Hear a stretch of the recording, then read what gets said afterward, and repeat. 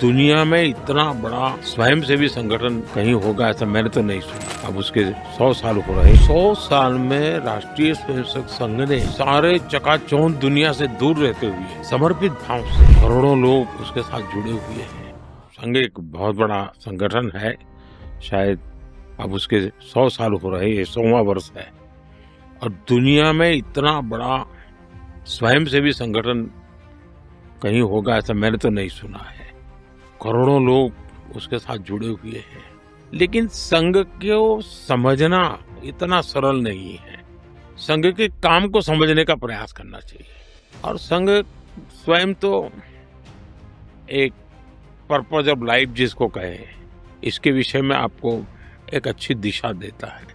दूसरा, देश ही सब कुछ है और जन सेवा ही प्रभु सेवा है। ये जो हमारे वेद काल से जो कहा गया है, जो हमारे ऋषियों ने कहा, जो विवेकानंद ने कहा, वही बातें संघ के लोग करते हैं। तो स्वयंसेवक को कहते हैं भाई तुम्हें संघ में से जो प्रेरणा मिली वो 1 घंटा शाखा है, वो स्वयं नहीं, यूनिफॉर्म पहनना वो स्वयं संघ नहीं है। तुमने समाज के लिए कुछ करना चाहिए और वो प्रेरणा के आज ऐसे काम चल रहे हैं। जैसे कुछ स्वयंसेवकों ने सेवा भारती नाम का संगठन खड़ा किया है।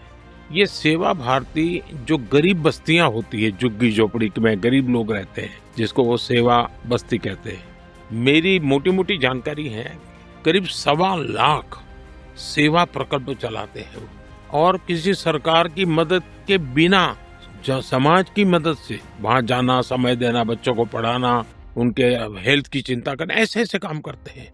संस्कार उनके अंदर लाना, उस इलाके में स्वच्छता का काम करना, यानी बिल्कुल 1.25 लाख एक छोटा नंबर नहीं है। वैसे कुछ स्वयंसेवक है संघ में से ही गढ़े हुए हैं, वो वनवासी कल्याण आश्रम चलाते हैं और वो जंगलों में आदिवासियों के बीच में रह करके आदिवासियों की सेवा करते हैं। 70,000 से ज्यादा 1 टीचर 1 स्कूल एकल विद्यालय चलाते हैं। और अमेरिका में भी कुछ लोग हैं जो उनको लिए शायद $10 या $15 का डोनेशन करते हैं और वो कहते हैं कि एक कोका कोला नहीं पीनी है इस महीने, एक कोका कोला मत पियो और उतना पैसा ये एकल विद्यालय को दो।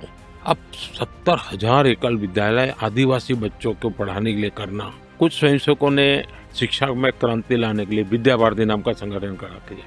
करीब 25,000 स्कूल चलते हैं उनके देश में और 30 लाख से छात्रा एट अ टाइम होते हैं। और मैं मानता हूं तक करोड़ों विद्यार्थियों को और बहुत ही कम दाम में पढ़ाई हो और संस्कार को भी प्राथमिकता हो, जमीन से जुड़े हुए लोग हो, कुछ न कुछ हुनर सीखे, समाज पर बोझ न बने। यानी जीवन के हर क्षेत्र में वे, चाहे महिला हो, युवा हो, इवन मजदूर, शायद उन मेंबरशिप के हिसाब से मैं कहूं तो भारतीय मजदूर संघ है, शायद उसके 55,000 के करीब यूनियंस है शायद, और करोड़ों की तादाद में उनके मेंबर्स हैं। शायद दुनिया में इतना बड़ा लेबर यूनियन कुछ नहीं होगा।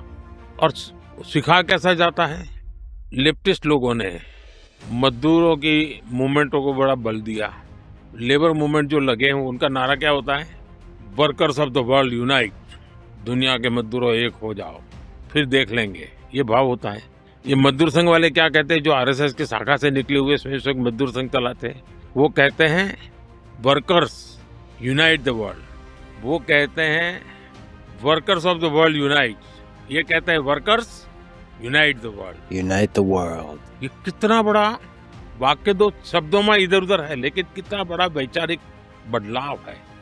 ये संघ की शाखा से निकले हुए लोग अपनी रुचि, प्रकृति, प्रवृत्ति के अनुसार जब काम करते हैं तो इस प्रकार के गतिविधियों को बल देते हैं।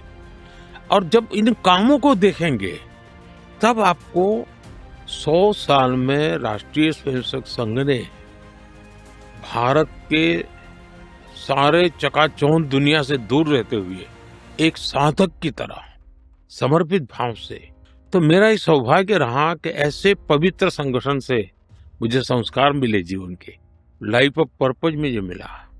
फिर मेरा सौभाग्य रहा कि मैं कुछ पल के लिए, कुछ समय के लिए संतों के बीच चला गया, तो हम मुझे एक आध्यात्मिक अधिष्ठान मिला, तो शिस्त मिली, लाइफ ऑफ पर्पज मिला, संतों के बाद आध्यात्मिक अधिष्ठान मिला।